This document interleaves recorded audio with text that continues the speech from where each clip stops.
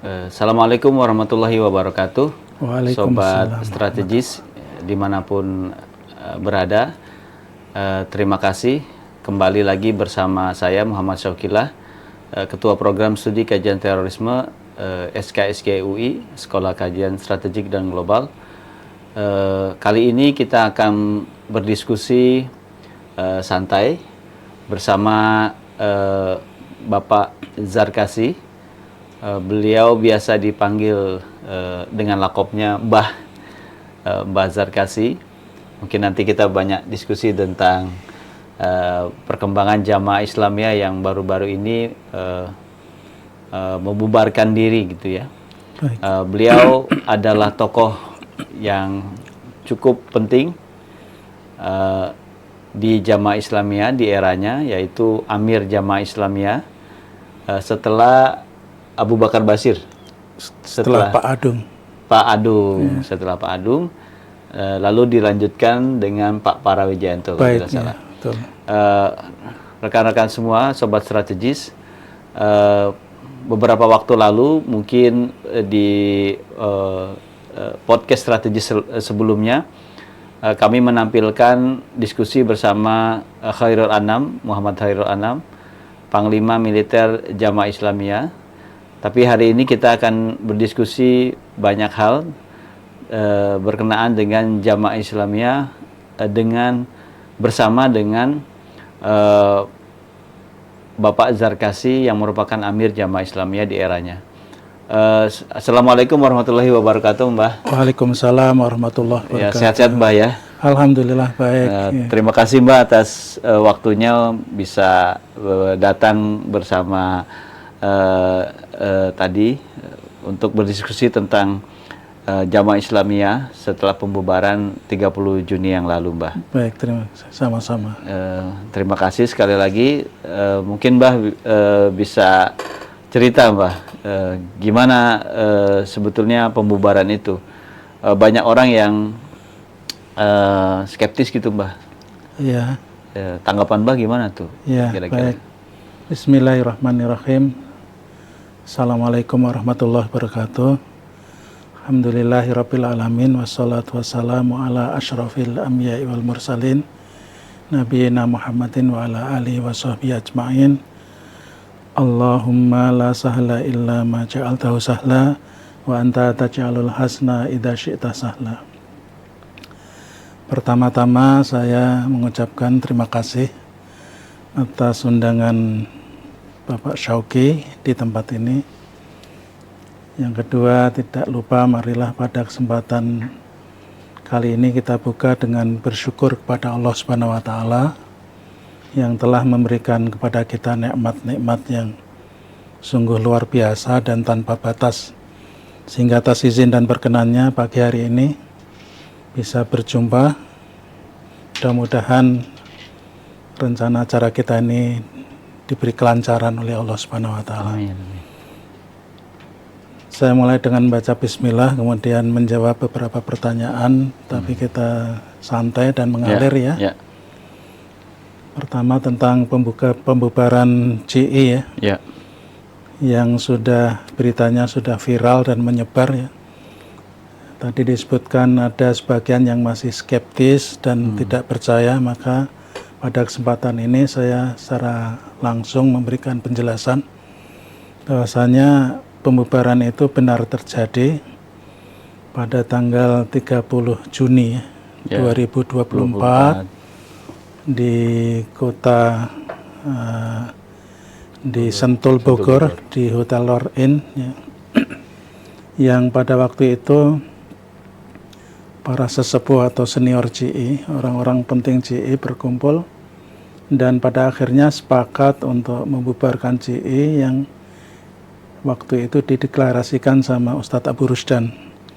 Kemudian bersama di belakangnya adalah 15 orang yang setuju dengan pembubaran tersebut, termasuk di dalamnya saya, kemudian tokoh-tokoh yang lain.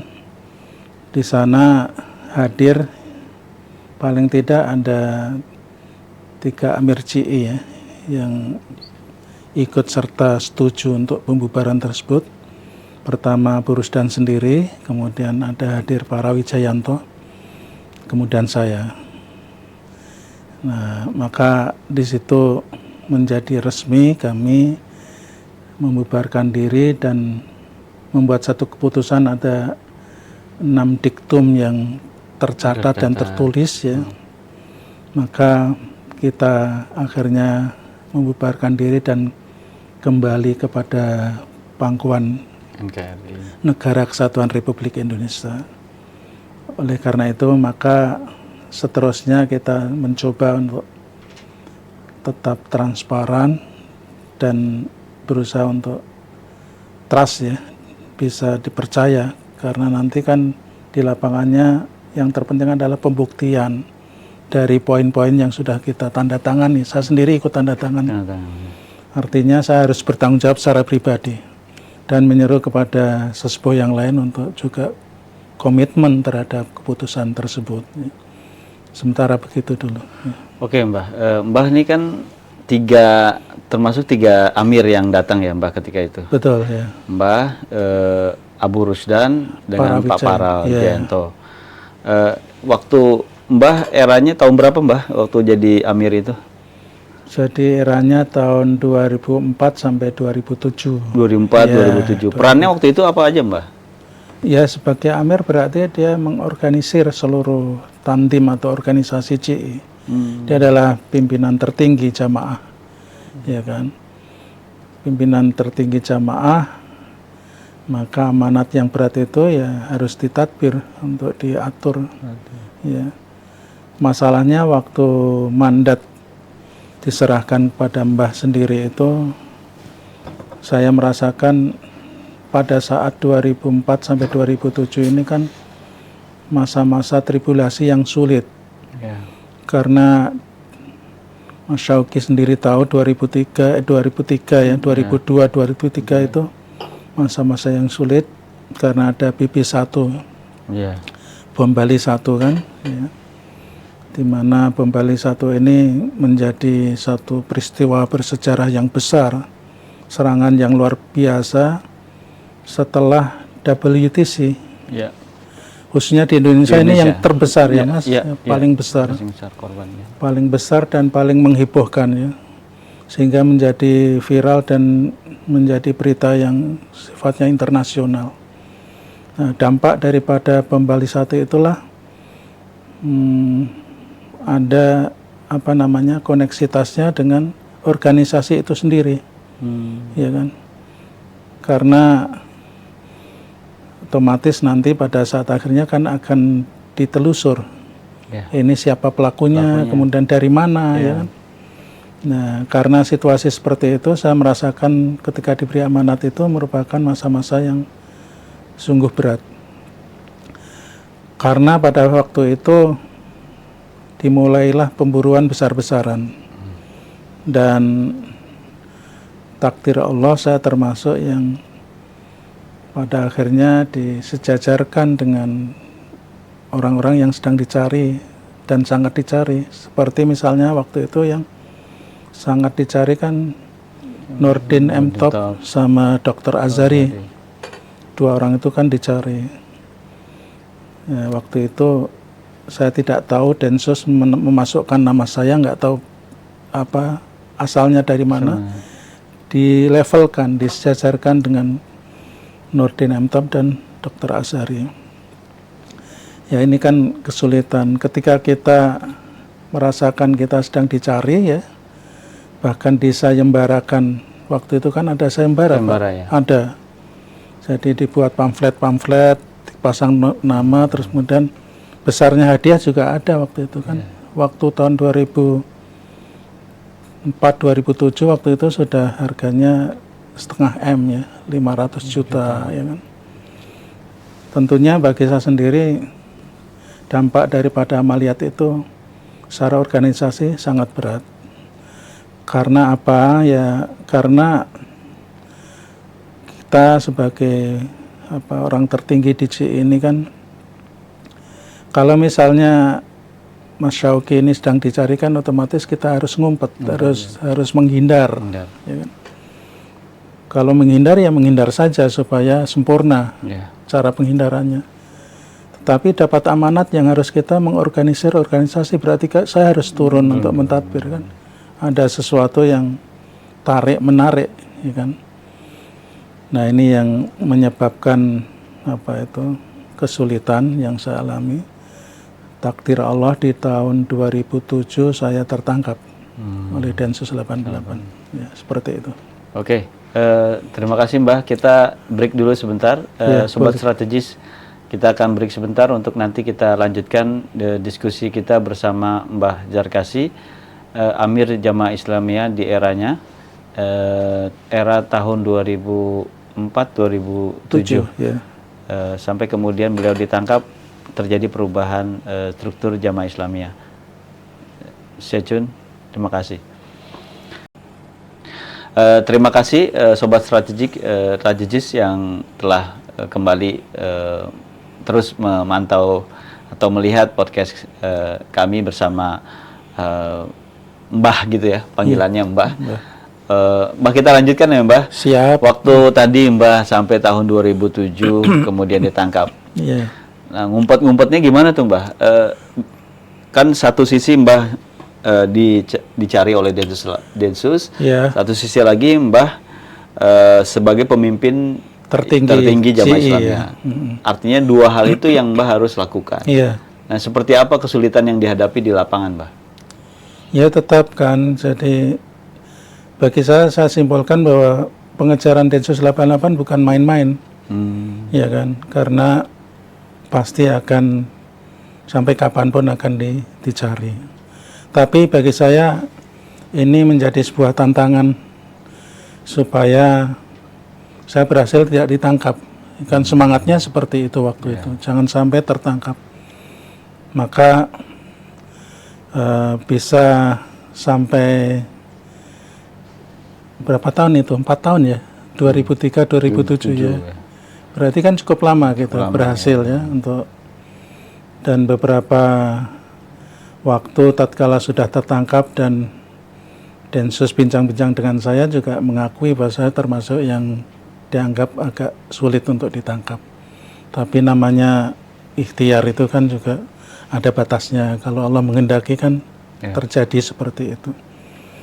Jadi saya berusaha dengan ilmu yang saya miliki, karena Mas Syauqi tahu saya juga menjadi alumnus Afghanistan ya, dididik di Akademi Militer Afghanistan. Berarti ilmu-ilmu tentang intelijen, askari atau militer itu kan saya miliki. Maka saya berusaha untuk menghindar, dan intinya sebenarnya bukan jarak ya, tapi tidak sampainya informasi saya ke tangan Densus. Jadi jarak itu sebenarnya tidak, misalnya kita di ruangan ini, Densus di ruangan saya, informasi saya nggak mungkin bisa. Tapi itu kan kita menjaga informasi saya supaya tidak sampai. Maka saya waktu itu berusaha untuk membuat sebuah kantong yang saya coba buat, dan kantong itu benar-benar kuat untuk tidak bisa ditembus dari sisi informasi. Maka membuat satu kantong di wilayah tertentu yang mayoritas ya ikhwan-ikhwan jamaah tidak mengetahui. Ya, hanya orang-orang petugas-petugas saja yang bisa masuk kantong tersebut, dan dia juga harus sama-sama menjaga kantong itu. Ya. Dan itu berlaku cukup lama ya. Robeknya kantong ini karena ada peristiwa yang terjadi ya. Jadi waktu itu penghuni kantong ini dia ada sebuah peristiwa, yaitu waktu itu di Ring Road Jogja ya, ada terjadi waktu itu konten. Mbah ditangkap di mana waktu itu? Di Jogja ya, di Jogja kan, di Jogja. Kemudian pada akhirnya ada salah satu ikhwan yang di kasus itu akhirnya kan dia penghuni kantong, akhirnya kan kantong itu kan robek. Informasi kan sudah mulai, ya kan. Nah, di situ akhirnya saya berhasil ditangkap di 2007 ya, di daerah Jogja, di selatan Monjali.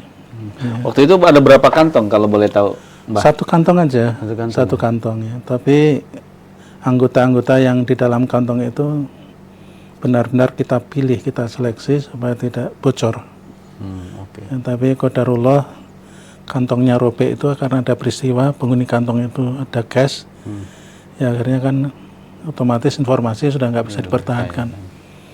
Ya kita akhirnya bisa ditangkap seperti itu. Ya. Jadi lepas selama menjadi amir ini sampai Mbah juga membuat counter surveillance lah Iya. untuk pengelabuan terhadap kejaran dari aparat.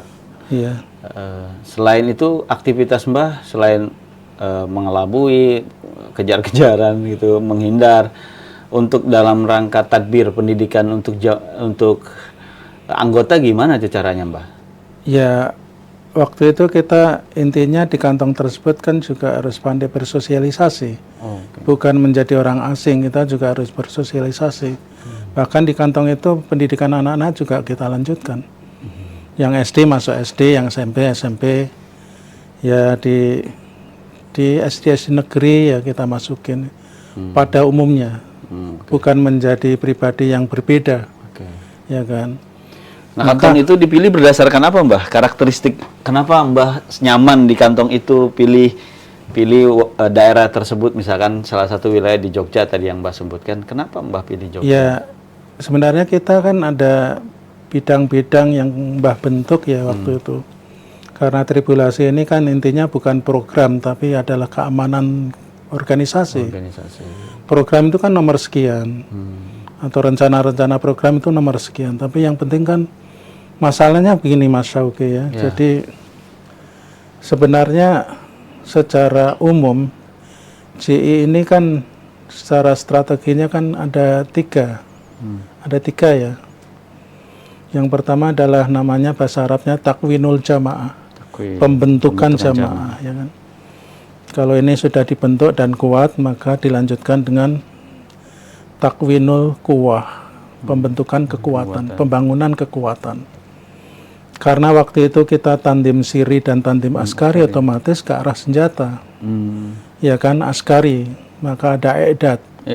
I'dad itu adalah persiapan kekuatan. Itu strateginya, ya kan.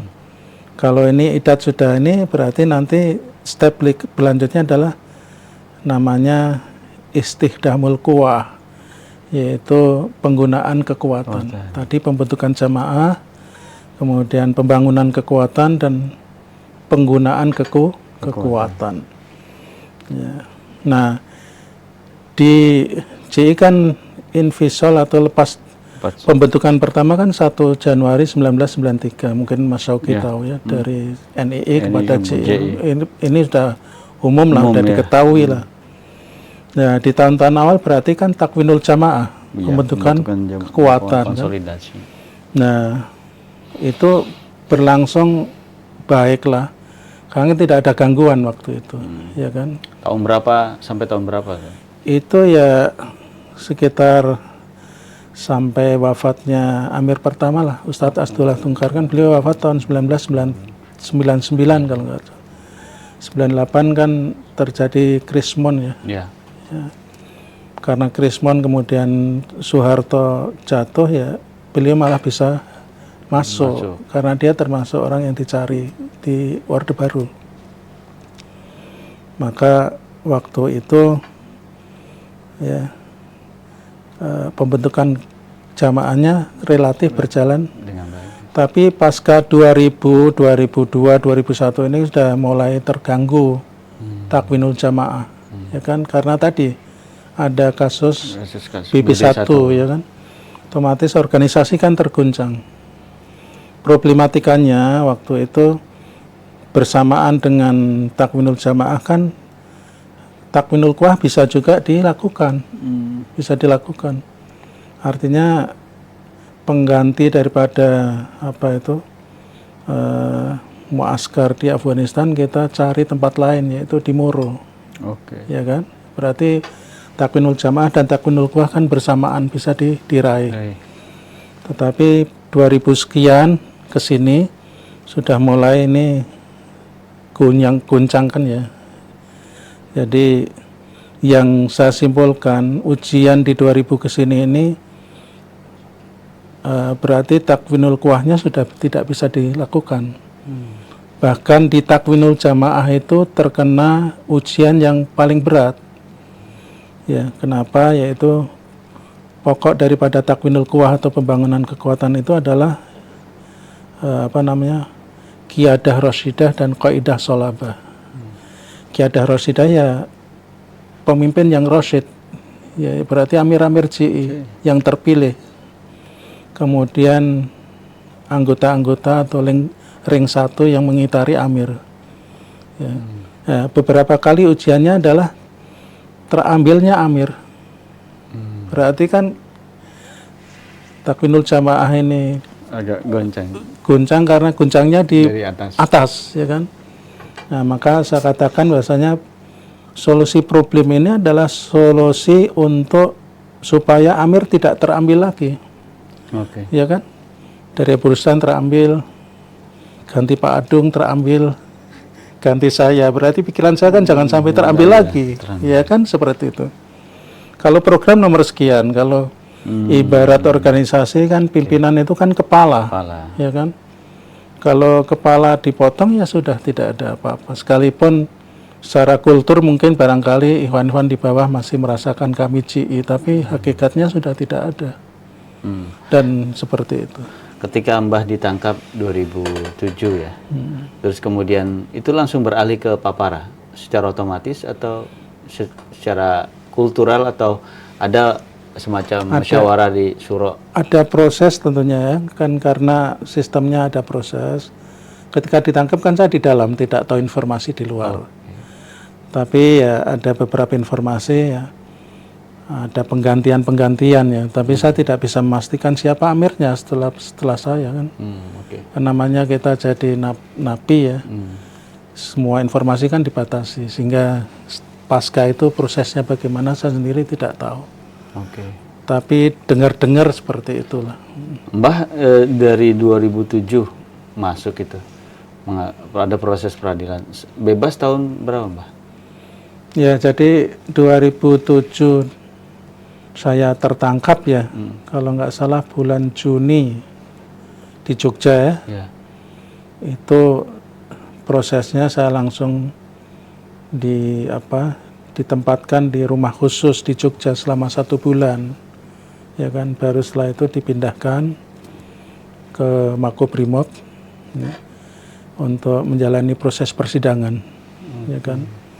Di proses persidangan itu tahan dulu, Mbah. Iya. Di dalam proses persidangan ya. Kita geser dulu, break sebentar.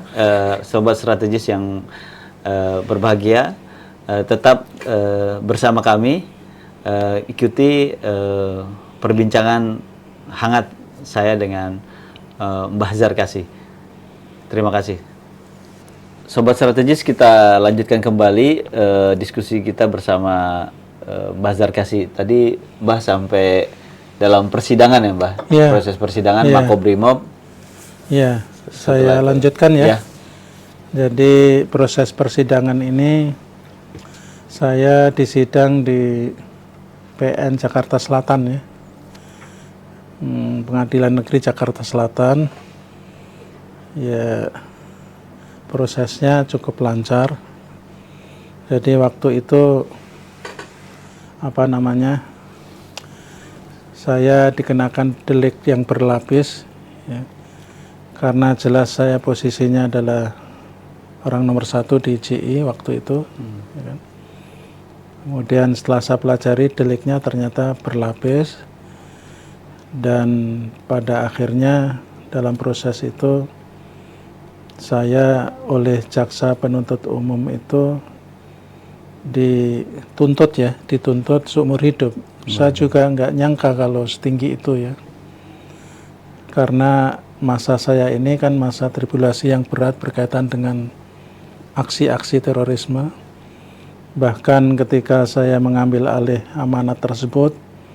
kasus Poso pun harus saya tangani secara organisasi.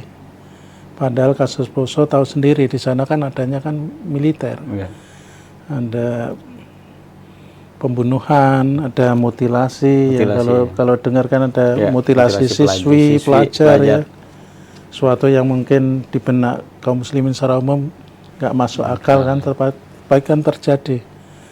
Kemudian ada bom dan sebagainya. Ya, itu yang menjadikan sebab pada akhirnya jaksa menuntut tinggi sekali, ya, seumur hidup. Bukan huruf lagi, tetapi dia bukan angka, tapi dia huruf, ya kan. Maka waktu itu saya dituntut seumur hidup. Kemudian dalam prosesnya pada akhirnya hakim memvonis 15 tahun, ya. Kemudian oleh hakim disuruh pikir-pikir karena terdakwa boleh banding, dan sebenarnya juga jaksa juga boleh banding kan, dua-duanya boleh kan. Banding. Maka saya pikir-pikir kalau misalnya saya harus banding, ada sebuah kekhawatiran.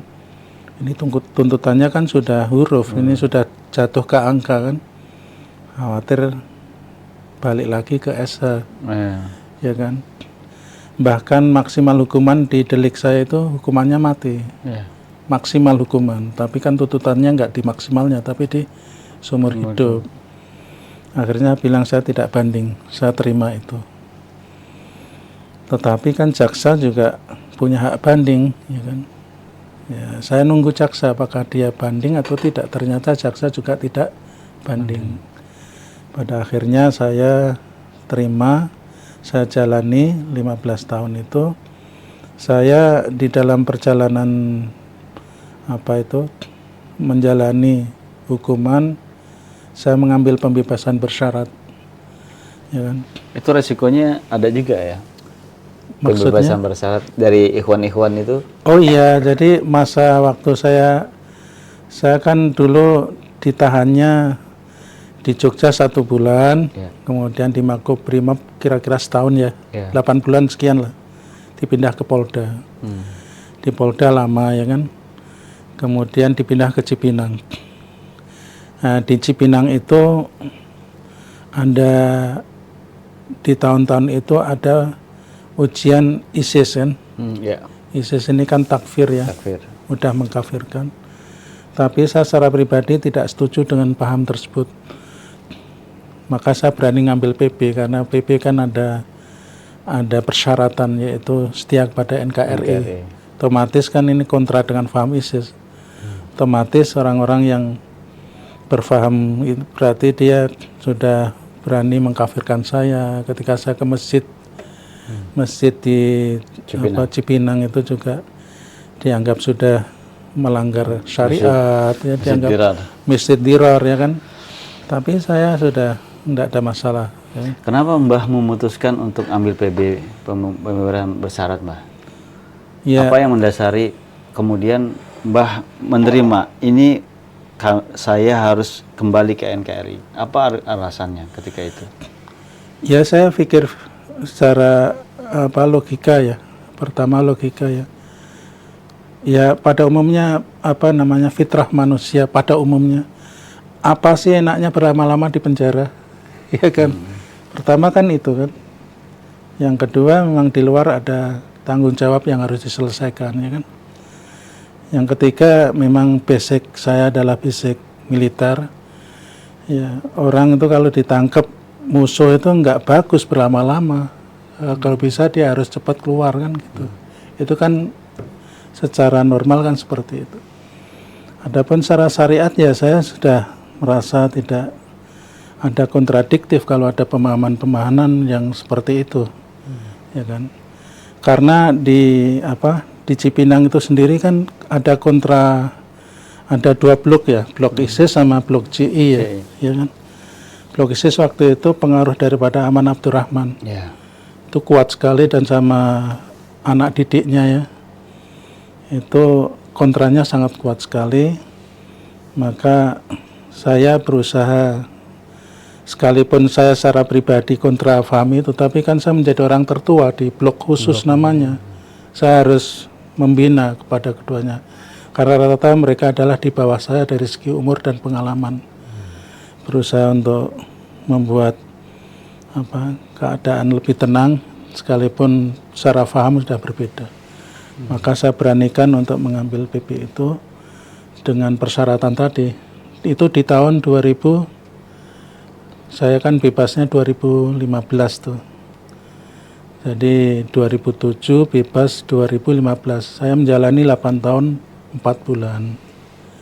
Jadi di dalam 8 tahun 4 bulan, ya dari saat itu sebenarnya saya sudah berani untuk mengambil PP yang pada waktu itu secara mayoritas pengambilan ini sudah masalah secara syar'i karena dianggap sudah ya kan sudah kembali pada NKRI. Ini kan ditakfir, dikafirkan. Ya.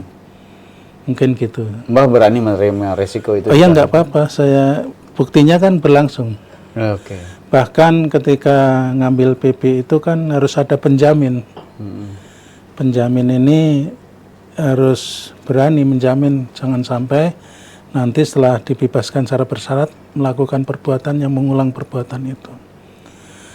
Yang tidak ngerti perilaku saya di dalam ini kan masih menganggap saya menjadi gembong yang paling tinggi, sehingga wilayah-wilayah Bapas itu tidak berani memberikan tanda tangan secara cepat. Maka saya harus menyampaikan kepada kepala Cipinang, Lapas Cipinang, baru mereka dikasih keterangan bahwa ini berperilaku baik di dalam.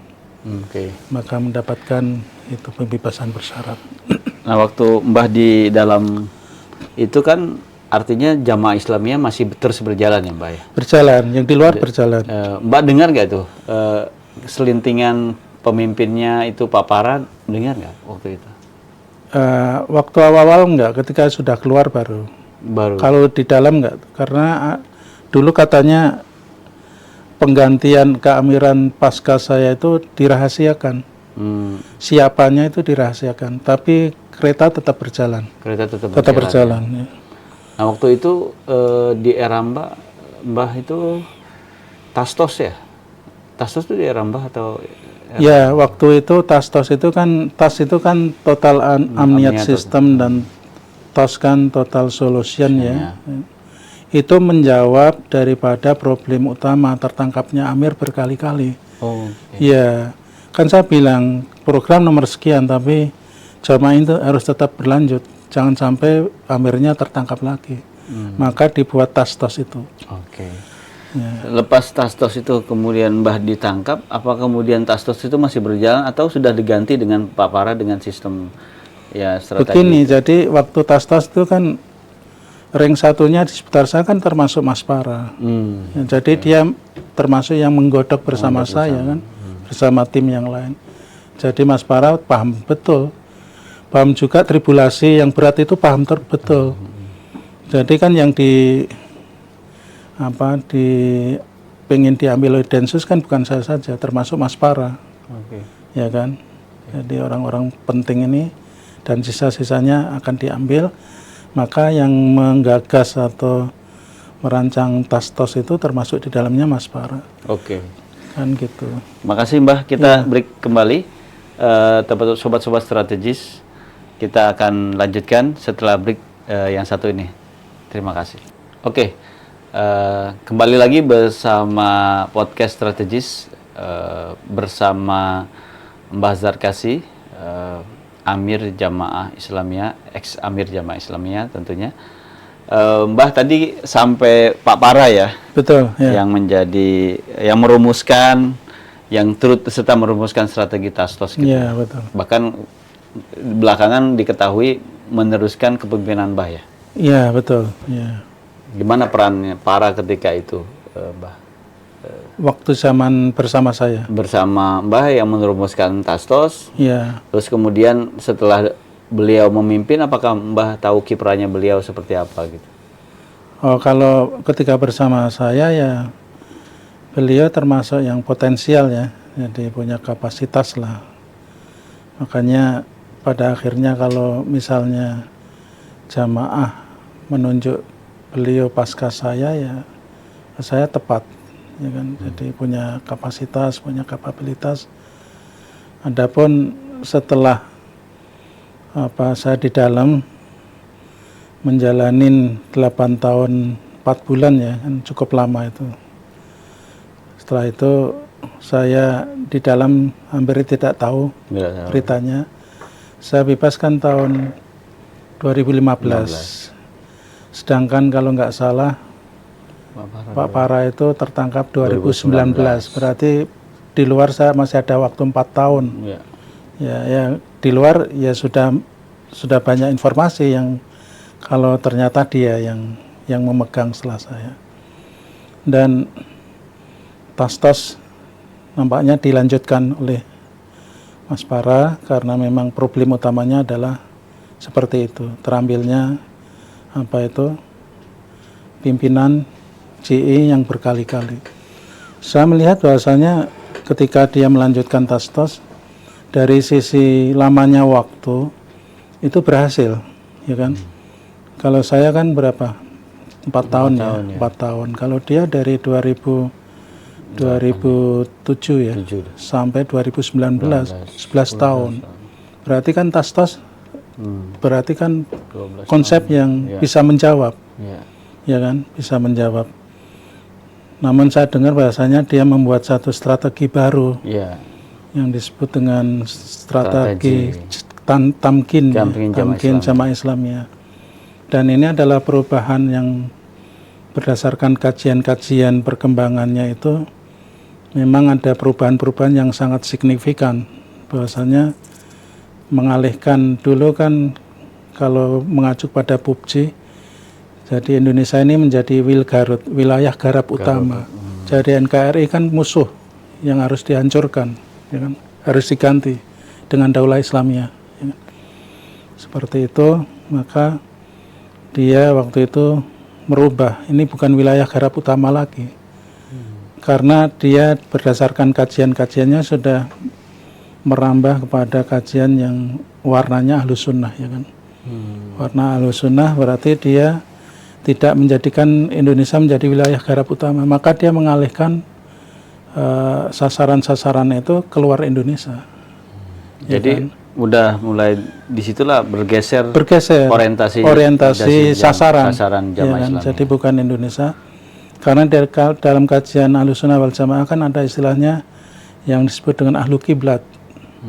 Ahlu kiblat itu siapa? Yaitu mereka seorang muslim yang sholat menghadap kiblat dan menyembelih dengan cara-cara Islam. Sedangkan mayoritas Indonesia kan orang-orang Islam dan pada sholat menghadap kiblat, maka orientasinya tidak ke dalam lagi, sifatnya keluar tapi juga sifatnya membantu.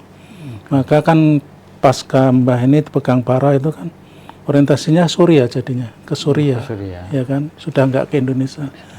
Kayaknya orientasinya sudah mulai berubah, mempertimbangkan jangan sampai sasaran itu mengenai kaum muslimin sendiri, ya kan, berarti menghindari dari tertumpah darah dari kaum muslimin sendiri, dan itu tepat menurut saya. Oke, ada perubahan orientasi sasaran target dari yang sebelumnya dengan strategi tadi tamkin. Ya. Ini kita geser, harus kembali lagi ke awal, Mbah, soal pembubaran ini. Ya. Kan Mbah juga tahu ada tas-tos itu dirumuskan secara lebih sangat rigid sekali gitu ya. Lalu kemudian strategi, ya, informasinya saya dapatkan lebih dari 1000 halaman. Iya. Tapi yang saya punya strategi itu 600 ya saya punya. Artinya ini kan doktrin yang begitu luar biasa tertulis gitu dalam sistematik gitu, dalam penulisan sistematik, dalam penyusunan. Bahkan saya baca itu dari awal-awal seperti apa tahapan-tahapannya sampai marhalah-marhalahnya itu dibuat dirinci sekali. Lalu kemudian saya di awal agak juga termasuk orang yang skeptis, Mbah. Apakah benar ini demikian? Karena teman-teman JI itu, ex-JI itu sudah memikirkan strategi tas-tos, lalu membuat strategi, lalu kemudian ini berubah sedemikian rupa dengan pembubaran. Ya, Kok bisa, Mbah? Sesuatu yang sudah istilahnya udah celupannya udah Cu- terlalu iya, pekat terlalu ya. pekat, udah ya kalau lihat buku doktrinnya itu sangat tebal gitu. Lalu alih-alih kemudian kita udahlah kita selesai di sini, kita bubar. Ya, kalau kita hanya memakai logika ya, logika saja, hitung-hitungan akal, kayaknya sulit ya. Maka saya menyimpulkan bahwasanya pembubaran CII ini peran dari langit, maksudnya Allah Subhanahu wa taala memudahkan, ya kan? Bahwasanya ini karunia Allah Subhanahu. Karena tadi secara logika kayaknya tidak mungkin. Bahkan banyak di luar CII skeptis dan nggak percaya. Ya. Itu kan sesuatu yang sulit dijelaskan. Kenapa demikian? Pasca saya bebas itu pun kan dari sisi keamanan kan tidak bisa bertemu dengan mereka-mereka. Ya. Dengan para juga udah di dalam, Abu Rusdan di dalam, besok juga nggak bisa kan ketat. Artinya kita punya analisis sendiri, berpikir sendiri, ya kan. Tapi di tanggal 30 Juni itu kok bisa secara cepat seperti itu? Padahal tidak ada pembicaraan di luar itu. Ini kalau bukan tangan dari Allah atau rencana Allah kan ya, tidak masuk akal kan seperti itu. Karena saya pikir kalau secara syar'i nanti ya diserahkan pada ahlu syariat ya. Tapi secara organisasi saya menyatakan pasca saya keluar itu ibaratnya bahasa Arabnya adalah wujuduhu ka'adamihi, organisasi ini, tantim ini. Adanya seperti tidak ada, ya kan? Ya, bagaimana misalnya para sebagai amir pasca saya diambil, berarti kan tubuh nggak ada kepala. Secara de facto tidak ada. Bahkan melihat kalau dilanjutkan madaratnya lebih besar daripada manfaatnya. Secara organisasi alasan-alasan itu tidak bisa ditolak oleh siapapun. Ya kan? Nah, secara syar'i nanti ada kajian-kajian yang harus bisa menjawab. Karena kan kita biasanya berbasis dalil, ya kan? Ya Mas Syauqi sebenarnya perubahan ini kalau secara organisasi masuk akal, bisa diterima. Tidak mungkin, ya kan, karena problematika yang harus dijawab terlalu berat. Ya. Dan perlu diketahui bahasanya organisasi yang ada ketika infisal itu kan kita sudah merubah dari jamaatul muslimin menjadi jamaatul minal muslimin. Dulu NI kan daulah, yaitu jamaatul muslimin. Di luar itu bisa bugot.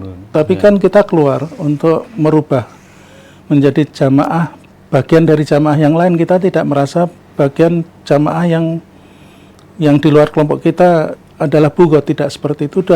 Sudah ada perubahan, ya kan. Berarti waktu perubahan dari NI kepada CI itu juga berdasarkan ilmu kan. Nah, maka ketika pembubaran ini juga harus ada dasar ilmu, dibenarkan oleh syariat. Sebenarnya perubahan dari CI yang sebelumnya kemudian kita bubarkan itu juga ada landasan ilmunya yang kita harus menjadi pegangan.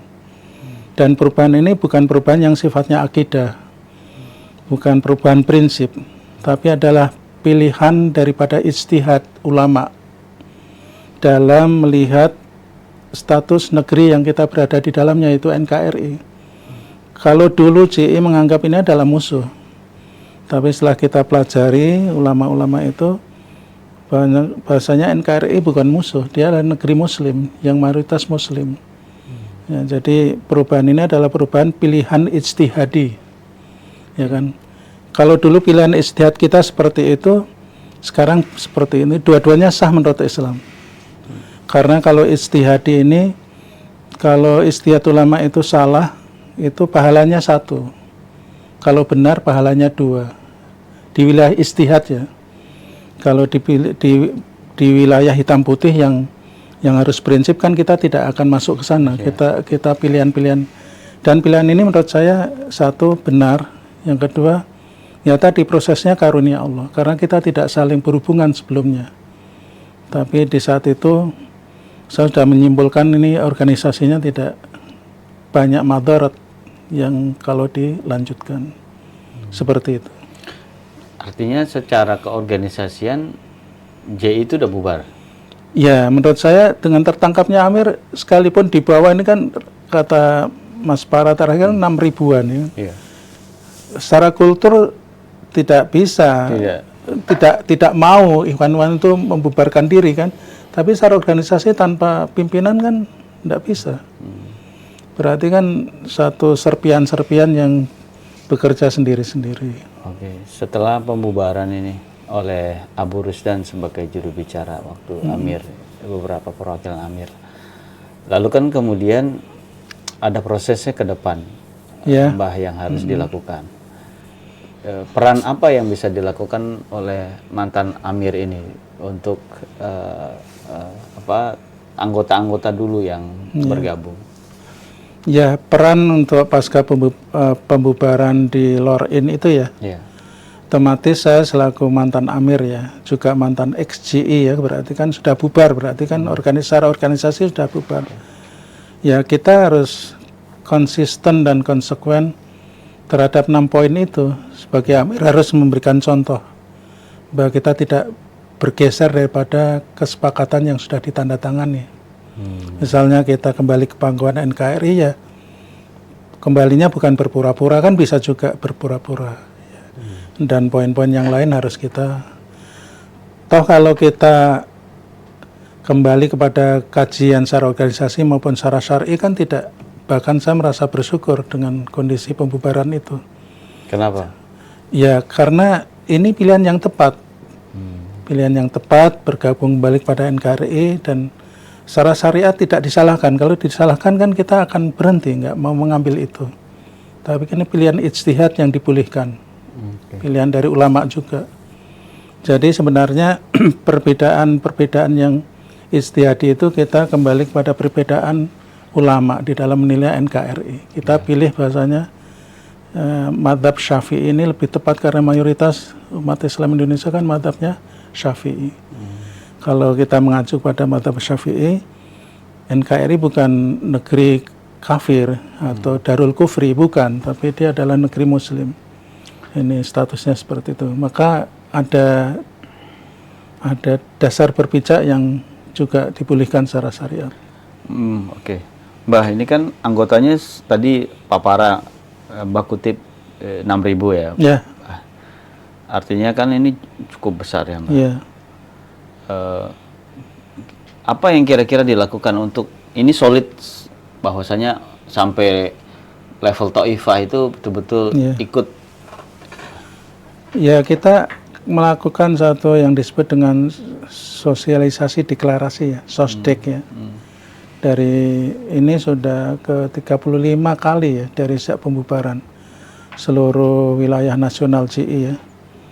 Juga di pondok pesantren kan juga ada perubahan evaluasi kembali tentang kurikulum supaya menjauhi tataruf atau ekstremitas ya, atau radikalisme. Ya, itu dilakukan. Jadi ini sudah, coba dihitung dari bulan apa Mas kemarin? Juli, Agustus, September, Oktober, November. Ya udah 5 bulan. Ya, itu sosialisasi dilakukan. Saya selaku mantan Amir, ya saya harus secara perwira ya, karena dididik militer saya harus berpegang pada poin-poin itu. Saya membantu. Ya. Kalau diperlukan untuk mensosialisasikan pembubaran itu, ketika disuruh hadir untuk ikut serta sebagai narasumber, ya saya harus hadir. Ya, peran saya seperti itu. Sampai nanti tuntas, dianggap oleh NKRI dalam hal ini CQ Densus 88 dianggap cukup. Karena perlu ada 2 ya, ada 3 sih, yaitu 3T dan 2K ya. 3T itu adalah ketulusan asli, tidak berpura-pura ya. Kemudian transparan. Yang ketiga adalah trust ya, membangun kepercayaan. Sulit loh Mas, dulu musuh bebuyutan loh Mas, ya kan? Sekarang kan harus bersama-sama. Iya kan, harus berkolaborasi. Dan itu lama gitu kan, istilahnya bukan hanya pura-pura musuh bebuyutan, udah habis-habisan kan gitu. Artinya yang terbunuh juga ada, dari kalangan sana juga ada kan. Istilahnya sudah maksimum. Sekarang seperti ini. Nah, kalau memang skeptis ya wajar-wajar saja, ya kan. Tapi kan saya katakan kalau dipikir logika bisa seperti itu, tapi kalau karunia Allah tidak ada yang bisa menghalangi, ya kan. Jangankan seperti itu, orang seperti Wasi ini kan budaknya Hindun, yang waktu itu banyak kafir Quraisy yang terbunuh dalam perang Badar. Tapi dalam perang Uhud kan Wasi ditugaskan khusus sama Hindun untuk membunuh Hamzah, ya kan, berhasil. Berarti pahlawan Islam dibunuh sama budaknya Hindun. Tapi dalam proses perjalanan nanti kan akhirnya Wasi kan taslim masuk Islam, ya kan. Kemudian di akhir sejarahnya dia membunuh nabi palsu Musailamah al-Kadzab, ya kan. Jadi kalau Allah menghendaki tidak bisa itu. Dulu seolah-olah dia membunuh orang pahlawan Islam, sekarang dia membunuh orang yang paling buruk. Dulu membunuh orang yang paling baik, sekarang membunuh orang yang paling buruk, yaitu nabi palsu. Jadi kita manusia ini tidak bisa mengklaim. Ini kan proses transformasi. Jadi jawabannya memang kadang ini perubahan atau pembubaran nggak masuk akal. Tapi kalau Allah berkehendak, dan saya merasakan itu, ini adalah merupakan kehendak Allah Subhanahu wa taala. Ya, gitu. Terima kasih, Mbah. Kita break kembali. Sobat Strategis, kita akan lanjutkan di sesi mungkin yang terakhir, sesi penutup. Jangan kemana-mana, tetap bersama podcast Strategis bersama Mbah Zarkasi. Ya, terima kasih Sobat Strategis. Kembali lagi di podcast Strategis bersama Mbah Zarkasi. Beliau adalah Amir JI di masanya. Sobat-sobat Strategis, kita di penghujung dari dialog atau diskusi bersama Mbah Zarkasi ini, di mana tadi beliau bercerita panjang sekali tentang peranan beliau ketika menjadi Amir Jamaah Islamiyah, lalu kemudian kehidupan beliau di lembaga pemasyarakatan dan hingga sampai pembubaran. Artinya rekan-rekan semua Sobat Strategis, ada perubahan-perubahan yang dilakukan oleh elit-elit Jamaah Islamiyah, dan itu kemudian disosialisasikan ke masyarakat, anggota-anggotanya, agar tahu dan ikut apa yang menjadi keputusan dari beberapa senior-senior, sepuh-sepuh dari Jamaah Islamiyah ini. Saya ingin kembali lagi ke Mbah Zarkasi. Ya. Mbah, ini mungkin terakhir, Mbah. Siap ya. Saya ingin Mbah mungkin menyampaikan apa yang kira-kira harapan Mbah ke teman-teman yang nanti masih mungkin nanti akan mendapatkan sosialisasi dari pembubaran ini. Kira-kira pesannya seperti apa, Mbah? Ya, pesan saya ya, saya berharap supaya ikhwan-ikhwan bisa memahami pembubaran ini, tentunya dengan penjelasan lewat seperti ini, ya kan. Bahwasanya ini adalah pilihan yang terbaik, yang paling tepat, dan saya senang dan bergembira. Ya, kesimpulan saya ini adalah karunia Allah yang harus diterima dengan senang hati, dan berharap ikhwan-ikhwan itu bisa mengikuti para senior, karena hampir mayoritas dari senior sudah setuju dengan pembubaran ini. Maka ikhwan-ikhwan semuanya diharapkan bisa mengikuti para sesepuh untuk ikut serta dalam pembubaran, dan berharap juga memahami apa yang disepakati terhadap 6 poin pembubaran ini, ya sering diulang-ulang isinya supaya kita ini sinkron, sehingga target-target kedepannya bisa dicapai, seperti misalnya pada akhirnya NKRI dalam hal ini Densus 88 mempercayai langkah-langkah, bukti-bukti lapangan yang sedang dikerjakan oleh para sesepuh ini, seperti itu. Itu untuk dulu anggota ya, Mbah ya. Bagaimana untuk masyarakat? Teman-teman Jamaah Islamiyah sudah kembali ke NKRI, tapi banyak masyarakat ada beberapa orang ya, segelintir orang lah gitu ya, masih ingin mewujudkan cita-cita mendirikan Daulah Islamiyah, gimana pesan-pesannya mungkin?